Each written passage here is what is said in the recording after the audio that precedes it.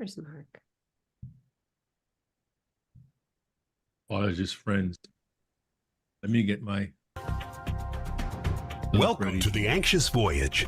If you think that title sounds bleak or foreboding, one of two things must be true. You're very lucky, or you need to get out more. On this program, we share stories of life and living. We compare notes. We discover commonalities.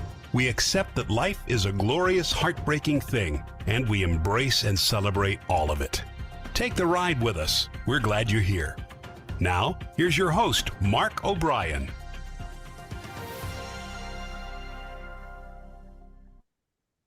Hello, everyone. Thank you for being here today with this cast of thousands.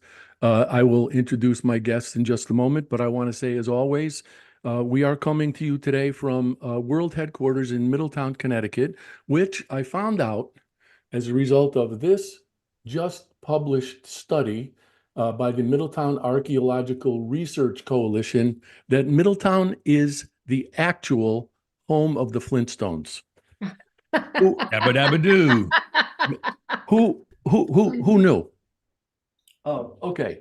So I will introduce my guests, and then I will introduce the topic and reason for this program in alphabetical order. Mark Brown is a certified speaking professional and executive presentation expert coach. Here comes my favorite part. Most important, he's been Andrea's husband for more than 40 years.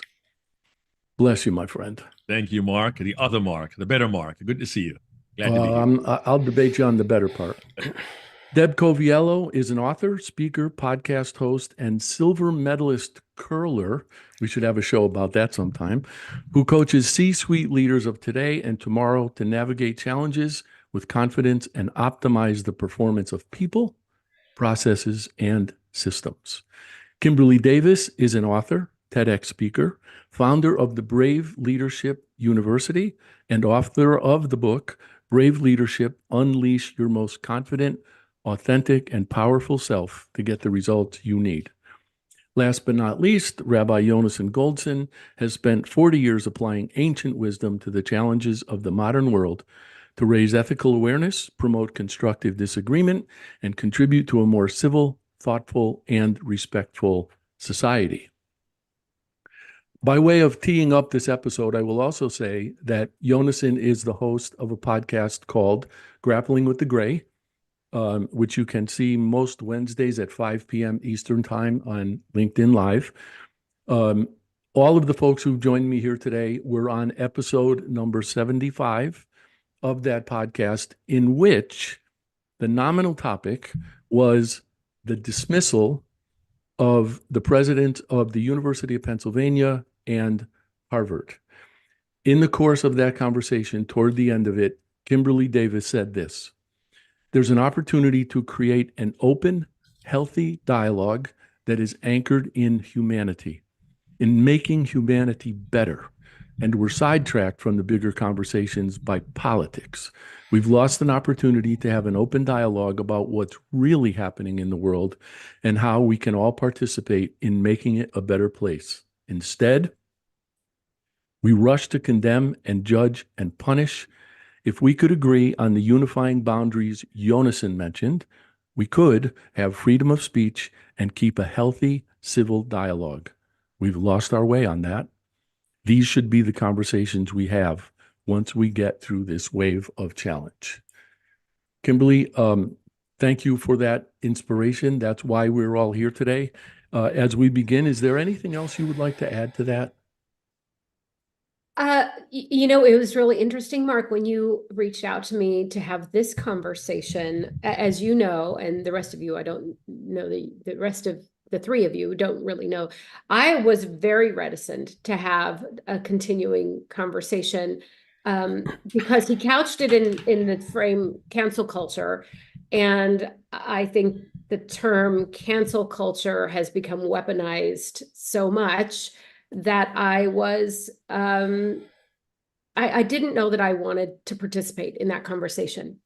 And so Mark, being Mark, is gracious and as curious as he always is, engaged in a conversation with me around it. And I'm looking forward to this conversation. I was able to reframe it in my head.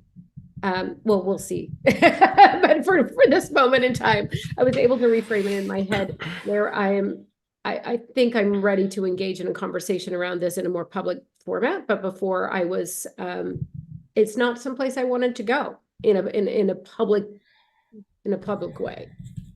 Okay, all I can say, aside from thank you again for agreeing to come, Kimberly, is that it seems to me that what you suggested in what I just read was universally true and necessary. And you did use the word politics, but I think we could define politics in that context in any way at all. And I don't think it matters. So given the fact that I would like this conversation to be as free-flowing as possible, and don't want to pick on anybody, but I will if I have to.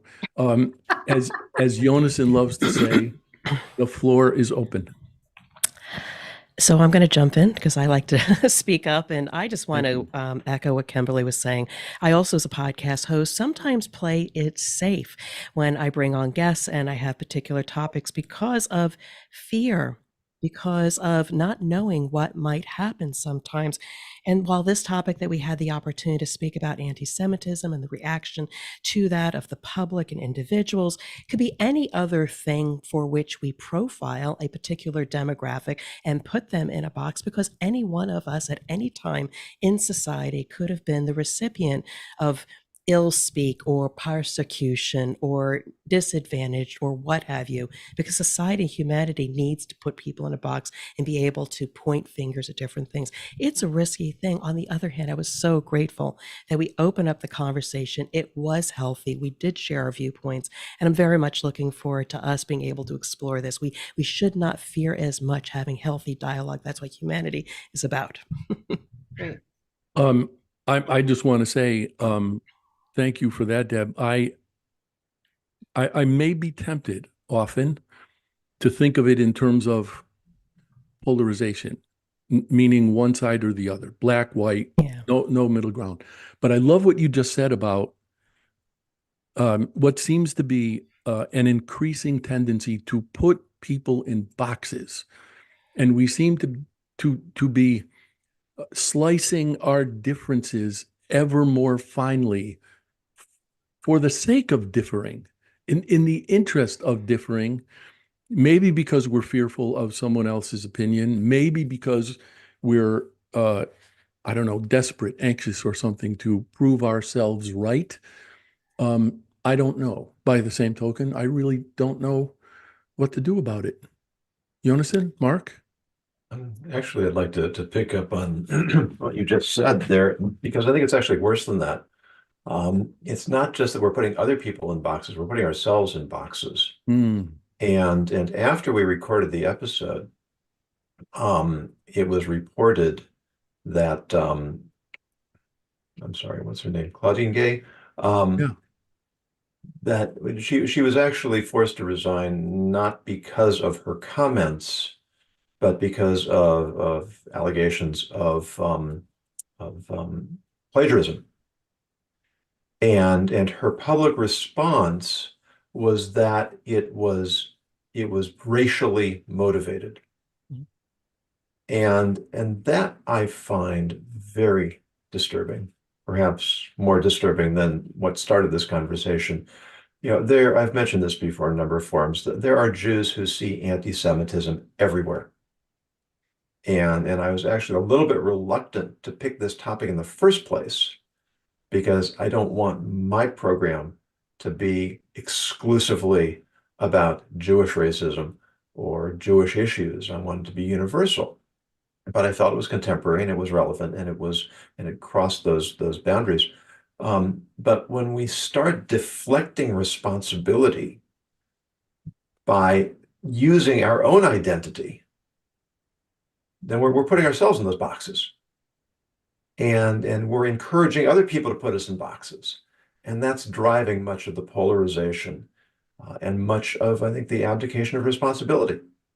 Because if it's all about race, and it's all about religion, and it's all about identity, then we've just created a whole society of victims.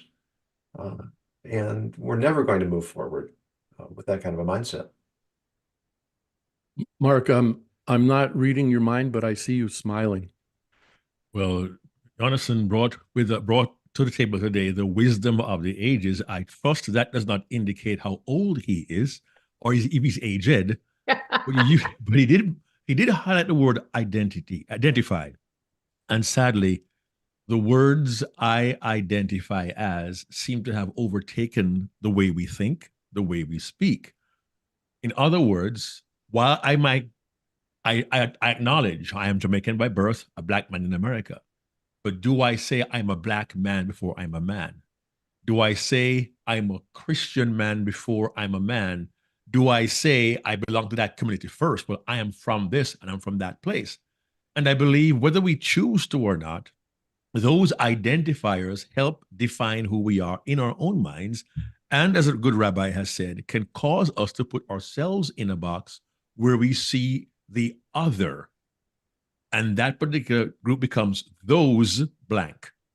You see these blanks, those Republicans, those Democrats, those independents, those Green Partiers, those blacks, those whites, those Jews, those African Americans, those Polish, and the list goes on. And it may cause a shift in our conversation, because initially we talked about does one apologize and how does one apologize for that. But it has brought to light the fact that we probably are a lot more polarized than we care to admit. And it causes me a bit of concern in terms of holding up the mirror to myself. How do I see myself? How do I see others? And do I look at them through a particular lens first? Do I see Rabbi Yonason, or do I see my friend and brother, Yonason Goldson? This might be disturbing, but I feel very compelled to share this. I'm in my 60s, and my father in the 1960s, early 70s, was trying to teach me about idea of racism and how people look at each other. We're in Jamaica, and he told me the story of seeing a film that was made in 1955. It was called Bright Victory, and I forget who the stars were.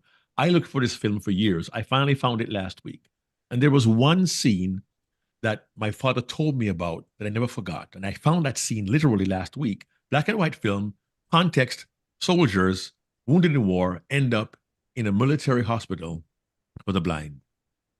And Joe and Frank become friends, and they learn to walk and navigate with a cane. They're in the pool, they horse around, they have a good time, they go out together, and they learn to navigate life in this world of no sight.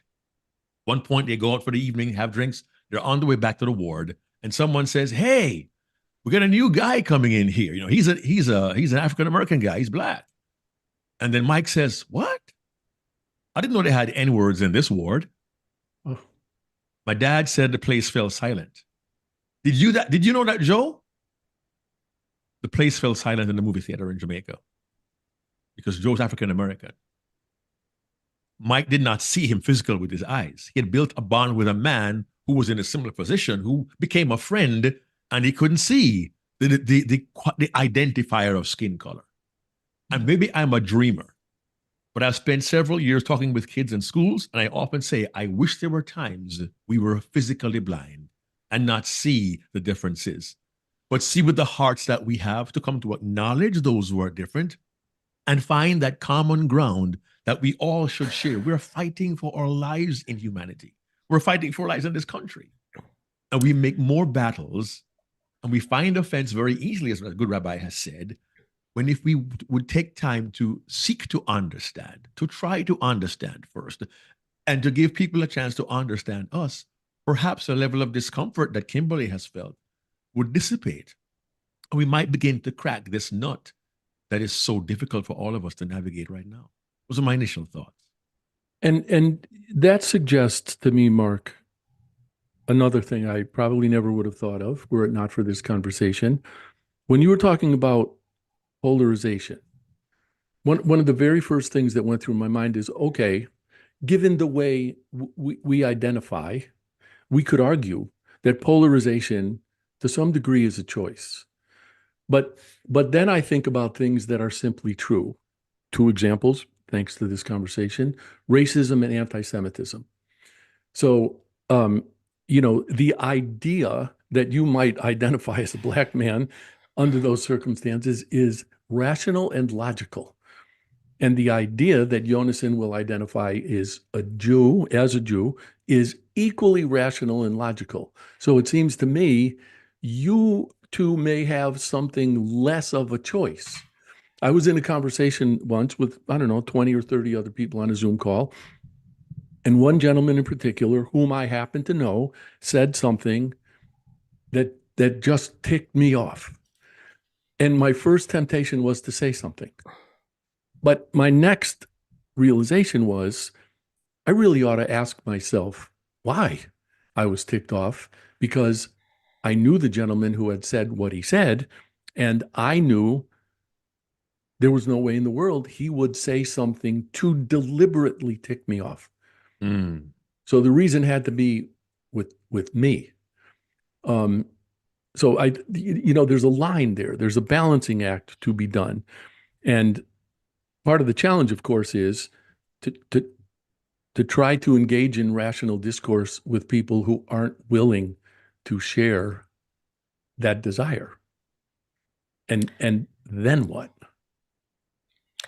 I'd love to jump in here and just contribute a little bit, because again, it's a mindset. And Mark, thank you for continuing this conversation, because I think what we need to do is alter our mindset. Now, I will put it out there. I look like I'm female, and I am 58.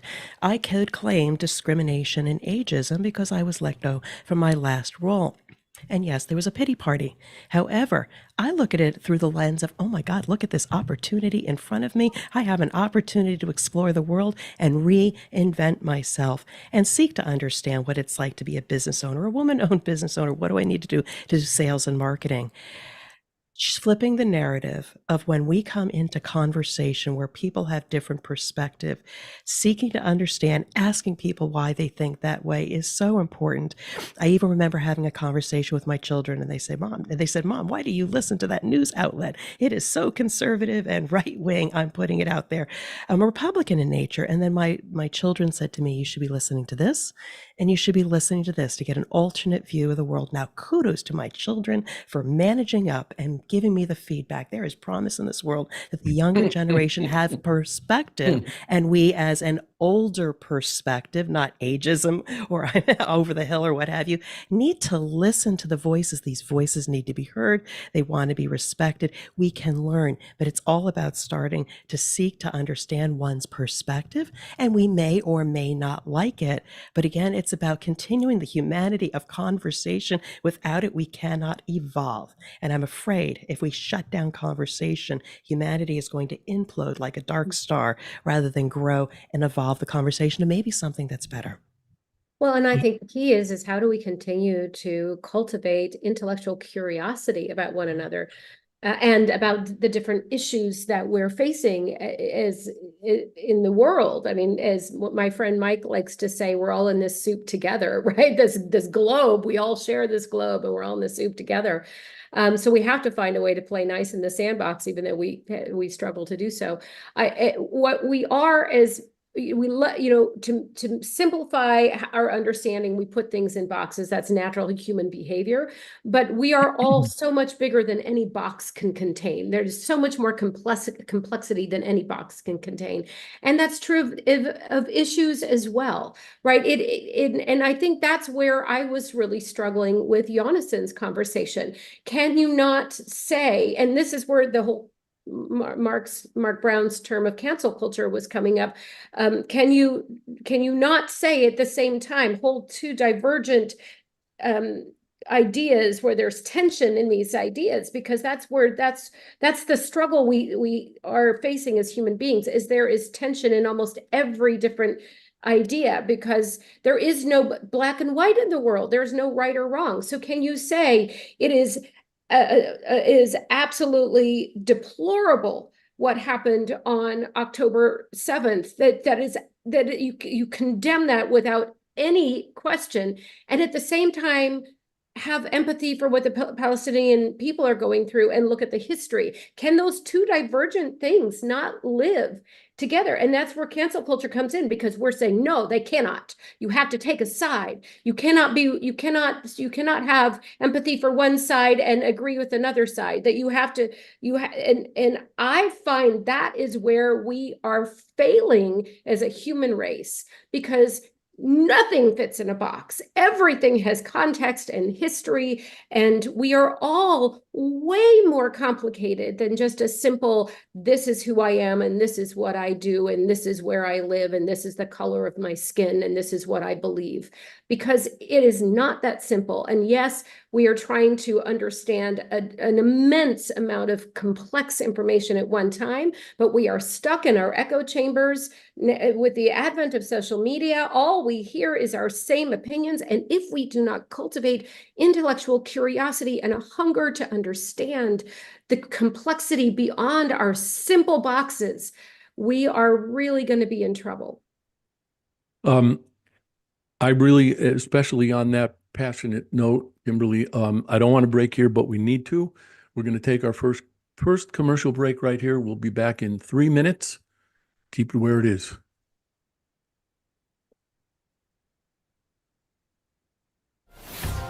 Everybody has a story. Everyone's story deserves to be told, and the only bad stories are the ones we don't share. That's why Mark O'Brien created The Anxious Voyage. It's Mark's conviction that every story deserves to be shared, and his purpose is to give people in all walks of life from any circumstances a chance to tell their stories. The Anxious Voyage is now on syndicated Dream Vision 7 radio network every Monday at 1 a.m. and 1 p.m. Eastern Time, with live broadcast every first and third Monday at 1 p.m. Eastern. Please tune in, please join Mark, and please share your stories.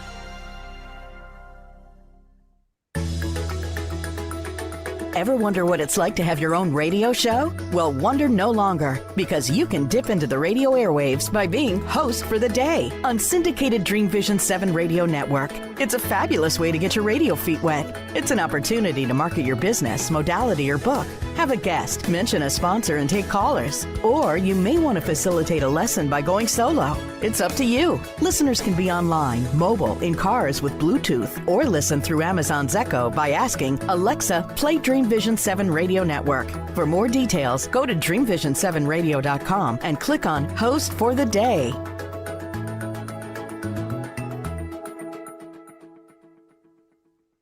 You can't establish your brand's authority without a voice. That's why, since 2004, O'Brien Communications Group, OCG, has been helping companies establish their authority, find their brands, distinct voices, and position their brands effectively and persuasively. So effectively that 9 of OCG's clients have been acquired by other companies. OCG's business model emphasizes efficiency and results, not hourly billing, markups, and media commissions. That ensures OCG's advice is unbiased and its clients aren't at financial risk. If you're ready to find your voice and use it to tell your story, OCG is ready to help.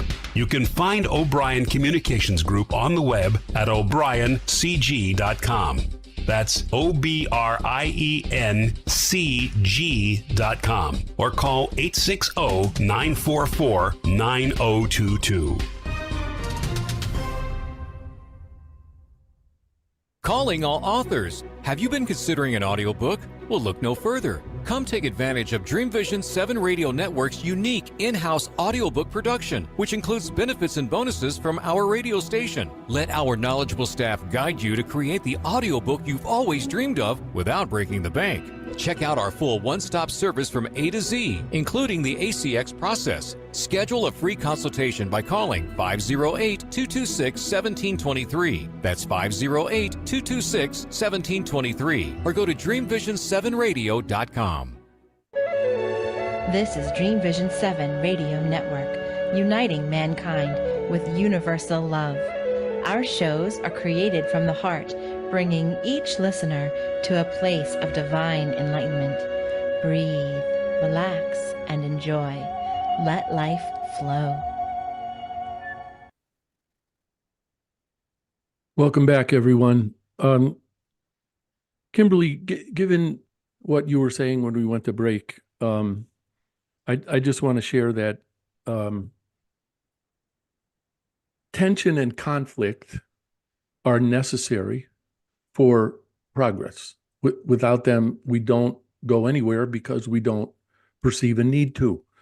And I will just share this without naming names. I was in a conversation with a gentleman just last week that started with his saying to me, based on what I see you've been writing in various places, you must be a Republican. And I said, no, I'm not. And I'll return the favor by not accusing you of being a Democrat. And we went on to have the most wonderful conversation because, I'm going to use another one of your phrases, we each shared intellectual curiosity. And if that curiosity is not shared, then what? Thoughts on that? I have one thought, and it's this. Not everyone engages in that level of curiosity. Unfortunately, too many of us find ourselves so ensconced in our belief system, we are unwilling to take the blinders off and see what lies outside. In a perfect world, yes, we would all at least be, to some degree, intellectually curious.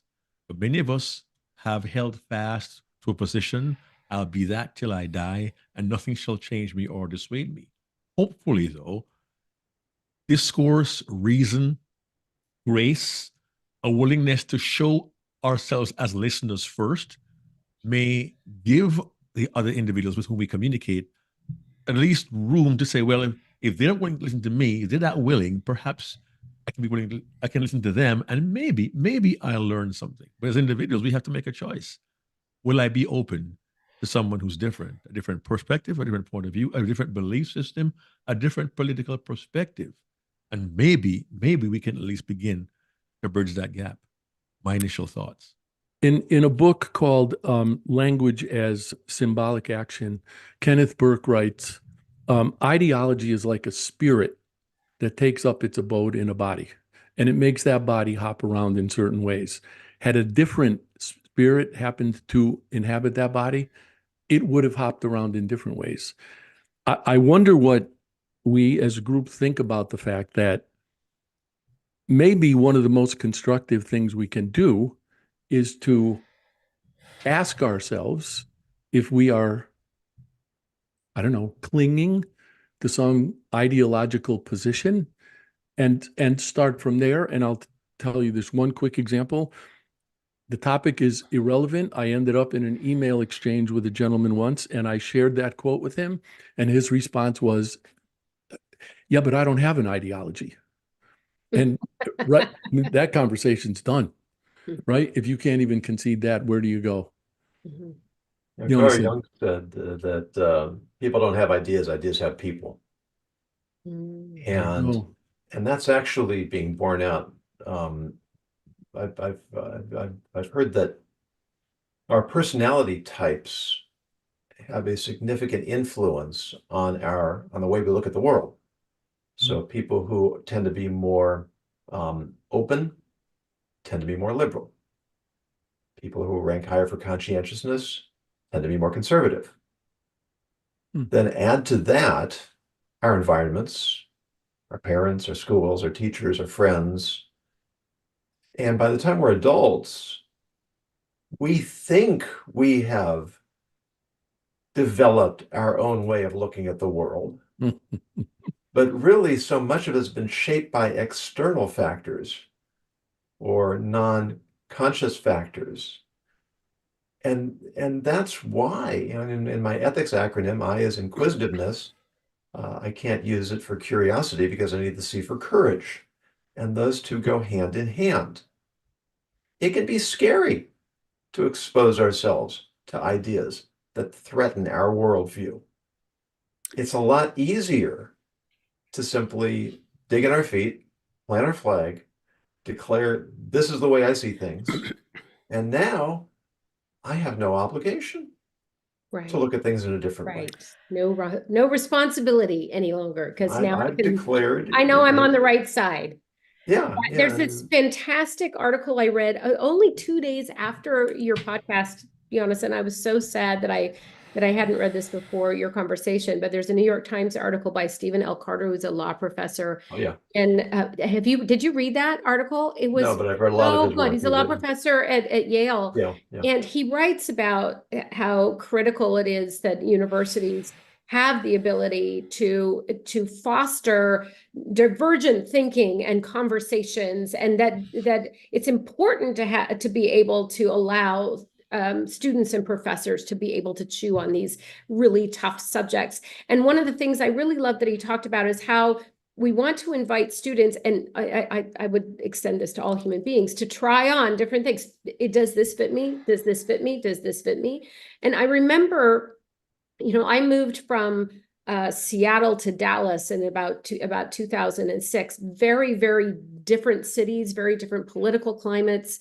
I was very much right in my position on things when I moved to Dallas. And by being right, I meant correct, not. So I was a lone wolf in Dallas in the way I looked at the world, having come from Seattle. And I remember perhaps having a glass of wine too many, and having neighbors over, and we were having political discussions, and I was very self-righteous in my beliefs and probably said some hurtful things.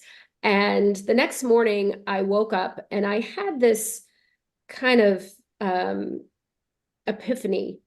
And that was that the thing that up until that point in time that I had decided was correct was that the reason I did not at that time agree with conservatives was because I believed that they were intolerant.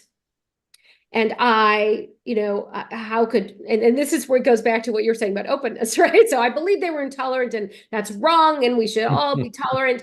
And then I stepped back from it. I went, wait a second, how am I any different right now? I was being completely intolerant of this intolerance, right? And I think it was the first time in my life, and that was, quite some time ago, the first time in my life, I had this wake-up call that went, wait a second, I am no different, and I need to really examine the decisions I've made about other people, because my decisions are likely in error, because I wasn't seeing myself. You can't see the forest for the trees. I wasn't seeing myself in the conversation. Let me just make a little commercial that I quote Stephen Carter often, and he two of his books in particular, one's titled Integrity, one's titled Civility. Yeah. They should both be on everyone's. His stuff is amazing. Amazing. Yeah, Deb. And I'm going to come back to the thing that's dividing us is the fact that we don't talk to your point about civility and intellectual curiosity. I think we should probably start making that a platform for which we join together the different cultures or backgrounds of people. But I will say, this is a question I have back to the group. When we think about survival, when all we're seeking were shelter and protection and food and stuff like that, cultures or communities self-preserve each other by staying close, and everything outside of that is bad. I remember even my parents telling me, you need to stay in your lane with your religion and with your kind, because people will persecute you. You are different. They are different. And so even within communities, the Irish, the Italian, everybody migrated and stayed within their community as a matter of survival. So it is human nature to also want to stay in our lane. So how then do we, when in terms of survival, encourage people to go outside the perimeter and seek to understand, because maybe you can make fire, but they can make rain, and the combination might help the collective survive. It's human nature we're fighting against here. Another book you can add to your list, Mark, is called The Big, it's Bill Bishop, The Big Sort, maybe? Anyway, he describes how we have tribalized ourselves. That even though presidential elections are typically almost 50-50 in population vote, But when you go county by county, many of them are landslides. Right. We are sorting ourselves into enclaves, ideological enclaves. And the problem is exactly what you just articulated, Deb, is that we close ourselves off from recognizing their, it's that famous quote, I don't know anybody who voted for Richard Nixon. We need each other. Right. Different ideologies need each other to keep ourselves balanced and honest. Well, I suspect that most people don't think that way about balance. And Yonason, if you happen to think of the name of that book and that author, if you would send it to me. Anne is so beyond being worried about the size of my Amazon wish list. I'll just put it on there. It won't matter. Kimberly, I want to reward your vulnerability by sharing this story with you. I was at one point within the past 6 years or so, executive director for a literacy volunteers organization. Mm-hmm. So being sort of naturally right-leaning, the whole idea that a lot of the people that we were tutoring were likely in this country illegally started to bug me a little bit. But I came to the realization that every stereotype breaks down at the level of individual. That's right. Yes. And that once you get there, lugging those stereotypical things around becomes next to impossible. And that became so true that I was approached by another community organization in the same town where I was executive director. And a woman from that organization wanted to publicize some of the work of the students. And I said, absolutely not, because I won't expose them. I don't know what their circumstances are. I don't know the circumstances under which they came to this country. It is part of my responsibility to make sure they are protected and at the very least not exposed. If you had told me before I took that position that I would have done that, I would have said, what are you, nuts? Complete reversal. Yeah. Yeah. I remember, so remember, this is the girl that moved from Seattle to Dallas, and I ended up doing work for the Bush Institute. And I don't know that they knew I drove a red Prius, but they hired me anyway. And I had the privilege to teach for and mentor for the Women's Initiative Fellowship program, which worked with a group of women, female emerging leaders from the Middle East and North Africa. I would say probably 80 to 90% of the women in that room were of Muslim background. And it was the first time I had known, I'd ever met someone who was Muslim. And then I got the great joy to be a mentor to two remarkable women. And what just struck me, it was, we're the same. Like the things that scare us are the same. The things that we hunger for are the same. The things that we love are the same. We were the same. We were the same. And I think that's what travel does, what intentionally meeting other people does, is it forces you to take the blinders off and see the commonalities that we all share. And to Mark Brown's point earlier, is that if you know someone, and this echoes what you were saying too, Mark, if you know someone, you can't hate up close. Hate is from a distance.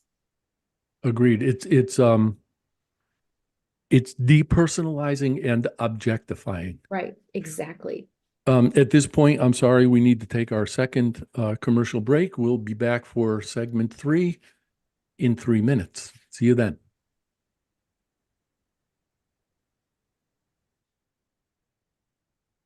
Are you ready for the quantum age? Humanity's next step in evolution? Dream Vision 7 Radio Network invites you to the extraordinary platform of evolutionary voices for the quantum age. Let's explore. Learn more about this upcoming age where we bridge science with spirituality. Where potentiality meets reality. Where we take compassion into action. Our trailblazers and visionaries will ask the whys, the what ifs, while igniting continuous possibility. Come along with us into an age beyond what we know today, where we can grow together in unity consciousness. Experience evolutionary voices for the quantum age, Monday through Friday at 8 a.m. and 8 p.m. Eastern on DreamVision7Radio.com.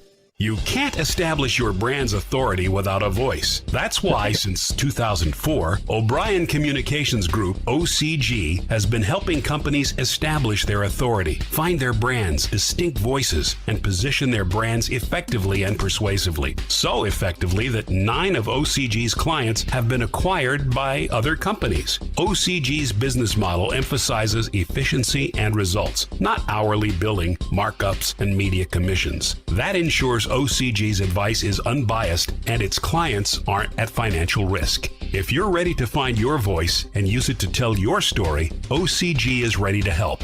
You can find O'Brien Communications Group on the web at o'briencg.com. That's OBRIENCG.com, or call 860-944-9022. Calling all authors. Have you been considering an audiobook? Well, look no further. Come take advantage of Dream Vision 7 Radio Network's unique in-house audiobook production, which includes benefits and bonuses from our radio station. Let our knowledgeable staff guide you to create the audiobook you've always dreamed of without breaking the bank. Check out our full one-stop service from A to Z, including the ACX process. Schedule a free consultation by calling 508-226-1723. That's 508-226-1723. Or go to DreamVision7Radio.com. Everybody has a story. Everyone's story deserves to be told, and the only bad stories are the ones we don't share. That's why Mark O'Brien created The Anxious Voyage. It's Mark's conviction that every story deserves to be shared, and his purpose is to give people in all walks of life from any circumstances a chance to tell their stories. The Anxious Voyage is now on syndicated Dream Vision 7 Radio Network every Monday at 1 a.m. and 1 p.m. Eastern Time, with live broadcast every first and third Monday at 1 p.m. Eastern. Please tune in, please join Mark, and please share your stories. This is Dream Vision 7 Radio Network, uniting mankind with universal love. Our shows are created from the heart, bringing each listener to a place of divine enlightenment. Breathe, relax, and enjoy. Let life flow. Hi, welcome back. I was taking the time during the break to figure out what to do in this last segment, and I'll tell you why, because I usually have one guest and I can usually wait till the end, and then I can say, well, tell people who are tuned in today how they can get a hold of you. So what I would like to do, because each of you is arguably in a consulting practice. So what I would like to do is just to have you each talk about what you do. And I'm going to imagine that your work probably touches on what we've been discussing here today already. So if we could start, and we can do this in alphabetical order again, which means you're up, Mark. Please tell us a little bit about your work, where people can find you, and how this conversation, if it doesn't already, might show up in your work. My work, I am a pro speaker. I also coach other speakers to speak professionally. In addition, I'm a presenter and have been for over 20 years at schools across North America, discussing relationships, anti-bullying, how kids can learn to relate with those who are different. Interesting thought. My website is markbrownspeaks.com. On LinkedIn, I am Mark L. Brown Speaker. I'm highly Googleable as well. But I believe a conversation like this will actually help me when I go to a school in Ohio next week to talk to kids specifically about relationships with a strong anti-bullying focus, with an ethnic concern that was brought to me by the school principal. And it is a church-based school. So the concern I have, and I end with this, is that the issues we're discussing now are manifesting at the 5th, 6th, and 7th grade level of schools to this very day. I've been doing that since 1995. And hopefully I'll make a difference and help these kids understand. If we can understand each other and perhaps be blind for a while, we might find we have more in common than we know. And if we can stop that early enough, perhaps we can arrest what's happening now across society. Thank you. And I just want you to know that when people ask me about you, the first thing I say is, "Oh yeah, Mark Brown. He's highly Googleable." I think you've just coined the term. That's a line I use. I'm highly Googleable. I like that a lot. Deb, can we learn a little more about you and your work, please? All right. Well, thank you again, Mark. And I am Deb Coviello, the drop-in CEO, which translates into a person that drops into businesses and often partners with the CEOs, presidents, founders, often during a time of crisis. And what I do is I do help them fix the technical issues in their business. But along the way, the brand also elevates the capability of the leader and the people in the organization. Because as soon as you change something or improve it or get it out of chaos, people need the skills to be able to sustain the new normal. So I often work in manufacturing and operations, particularly in the area of quality and operational excellence. But here's the thing. Here's what I find that is often missing is the fact that all of these things boil down to they're dealing with the symptoms. It's them. It's their problem. They're not doing their job. And what I find is that people fail to really look at the landscape. What are the conditions that existed that set the situation today? And what are the management and business practices that allowed the conditions to exist? And I often have to look at the owners and ask them, turn the finger on them and look at themselves. And what are they accountable? And what did they create in this situation versus this way? And once I have that awareness, we're able to do some amazing work. So you can find me at dropinceo.com. That is my website. Very active on LinkedIn, Deborah Coviello or the Drop-In CEO. Would love to talk to people before you get into a time of crisis and understand what are the differences and maybe the similarities that we see, and then we can work from there. I was thinking earlier, Deb, in response to one of the things we were discussing, that given what you do, conflict resolution may even pertain to self-conflict. Oh my God, yes. And you were talking about, people are very often inclined to say, no, it's them, they did this, rather than examining themselves and whatever it is they might be conflicted about that's causing them to deflect.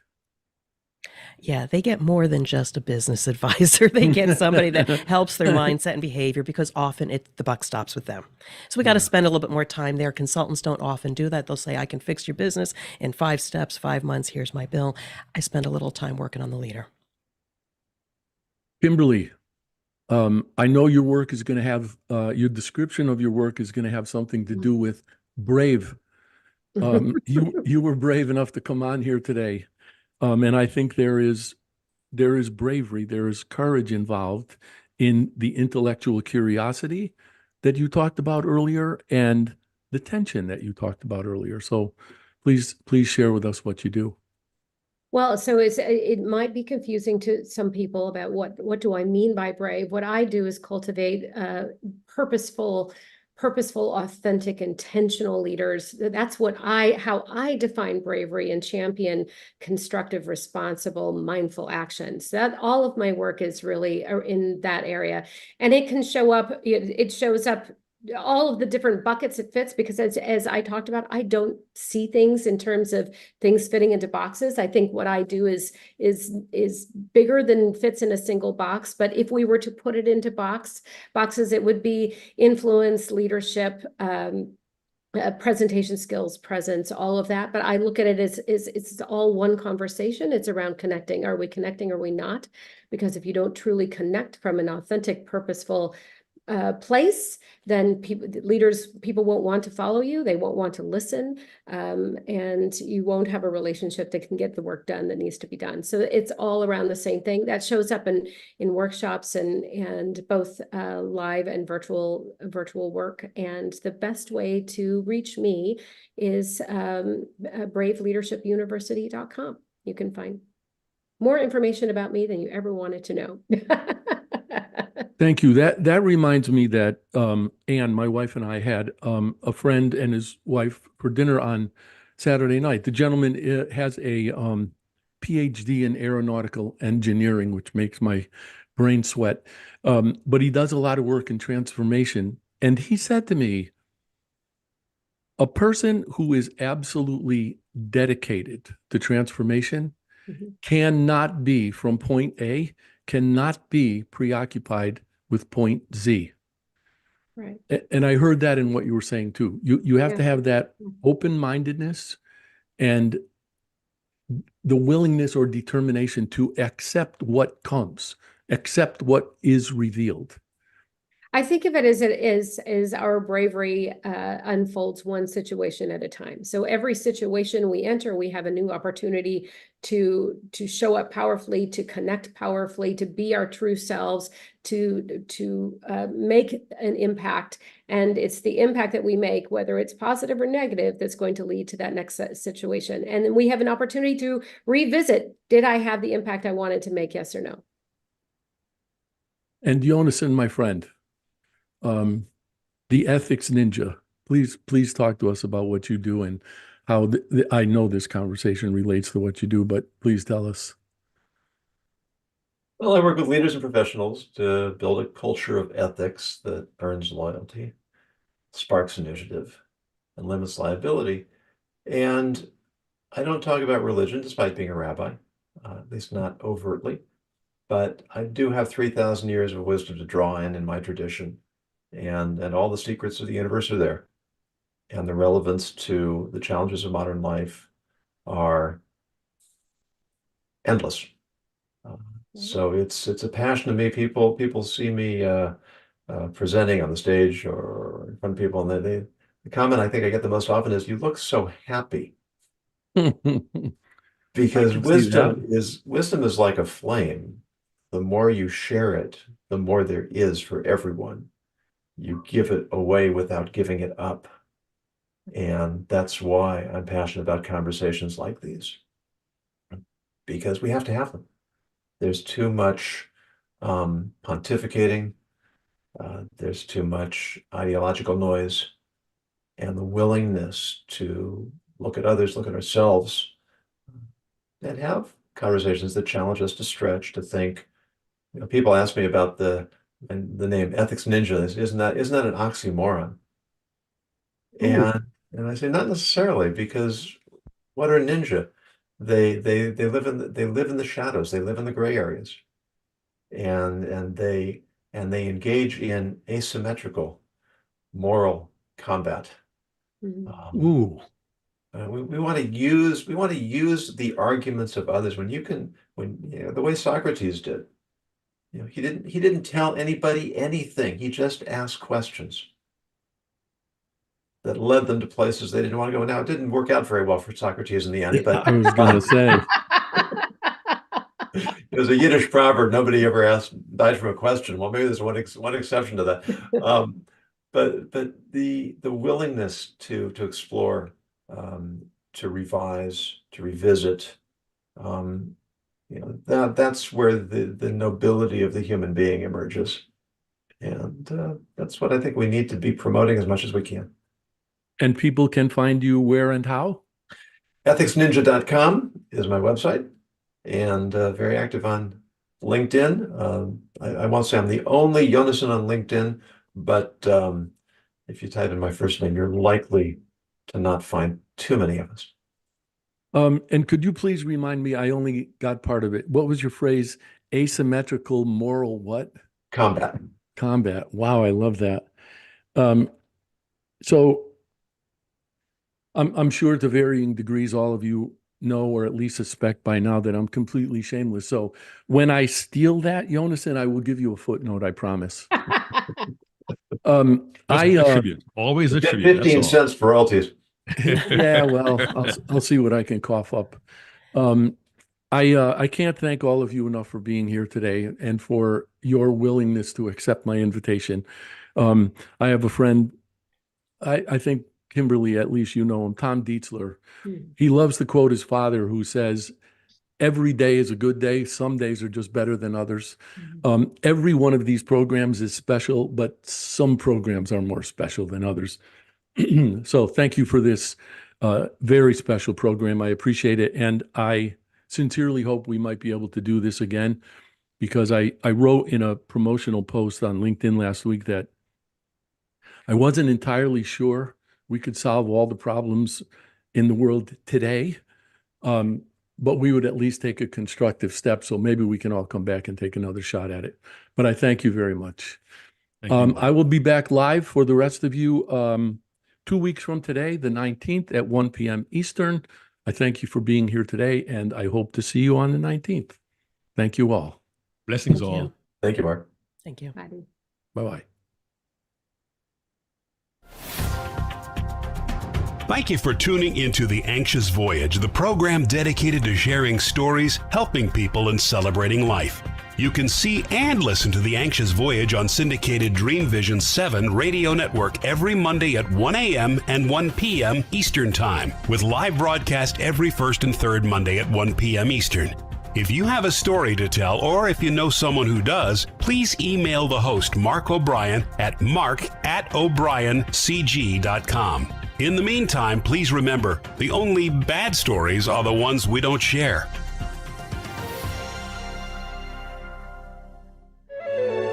This is Dream Vision 7 Radio Network, uniting mankind with universal love. Our shows are created from the heart, bringing each listener to a place of divine enlightenment. Breathe, relax, and enjoy. Let life